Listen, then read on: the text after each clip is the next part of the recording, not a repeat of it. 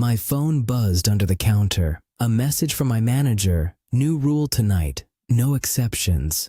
I read it twice. Then I looked up and saw the line at reception. The pool smelled of chlorine. A wet towel lay in a heap near the benches, and I knew someone would argue with me in 5 minutes.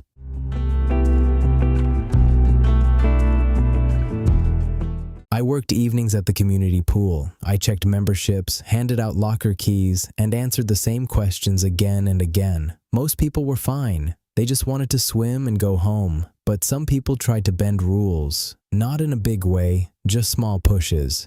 Just this once. I forgot my card. I'm only staying 10 minutes. My problem wasn't English grammar. My problem was my voice. When I needed to disagree, my words got soft. I added too many maybe and I think. I tried to sound nice, and I ended up sounding unsure. Tonight's new rule was simple.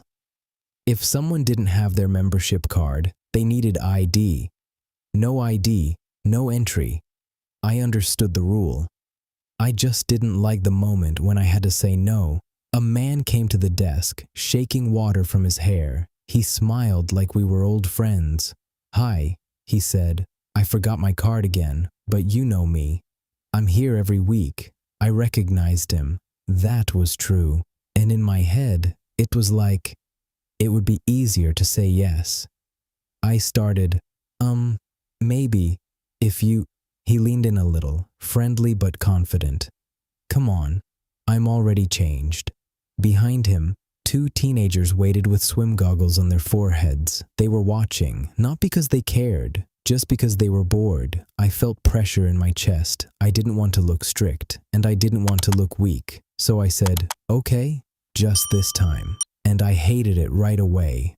The man walked in, and I saw the teenagers exchange a look, like, oh. So rules are flexible.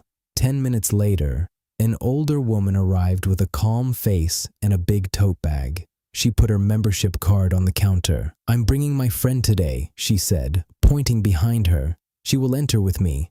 Her friend stepped closer and smiled politely. "No card, no ID." I said, we need to check." The older woman cut in. "She is with me. It's fine." Her voice wasn't loud, but it was firm, and I could hear my English getting messy. "I understand, but maybe... the rule is... it's a bit..." The woman's smile went thin. "So you are saying no?" I didn't answer directly, and I hated that too. I tried to soften it so much that it almost disappeared. "Maybe she can just go in and then..." The woman sighed. "Never mind." She picked up her card and walked away, annoyed. Now I'd done the worst thing. I still didn't follow the rule, and I also made her feel bad. I stared at the desk. A small pile of coins sat next to the vending machine key. I tapped the edge of my key card against the counter, again and again. I felt quietly angry, not at the customers exactly, at myself. I knew the rule. I knew what to say in my head, but in the moment, I became a different person. A person who tried to make everyone happy in one sentence. My coworker, Jasmine, walked in from the staff room. She saw my face and didn't ask for a long story. She just said, "Rough?" I nodded. I can't disagree without sounding rude, so I avoid it. Then I sound weak. Jasmine leaned on the counter and looked at the line. "Let's make it simple," she said. She spoke slowly, like she was handing me a small tool. "Use one polite disagreement shape," she said. "Respect first, then a clear no, then one option." She wrote it on a scrap of paper with a dull pen. Respect plus no plus option. Then she gave me 3 lines to borrow. "I understand, but I can't do that." "I hear you. The rule is the same for everyone. What I can do is..." I read them twice. They weren't aggressive. They were clean. We practiced right there behind the counter for 1 minute.